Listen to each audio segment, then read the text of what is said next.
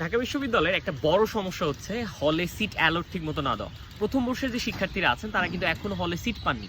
এখন এর ফলে যেটা হবে যে শিক্ষার্থীরা থাকবে কোথায়? দেখেন, অনেক শিক্ষার্থী আছে যারা অনেক দূর দূরান্ত থেকে, দেশের শেষ প্রান্ত থেকে এসে কিন্তু ঢাকা বিশ্ববিদ্যালয়ে পড়তে এসেছে। এখন এই শিক্ষার্থীগুলোকে আপনি রাখবেন কোথায়? হলে তো তাদের এখনো বৈধ কোনো সিট নেই। তো এই সুযোগটা নিয়ে একটা সময়ে ছাত্রলীগ যেটা করতো, তাদেরকে গণরুমে রাখতো, গণরুমে রেখে তাদেরকে পলিটিক্যাল অনেক প্রোগ্রামে ডেকে তাদের কিন্তু পলিটিসাইজ একটা কমিউনিটি করে ফেলতো।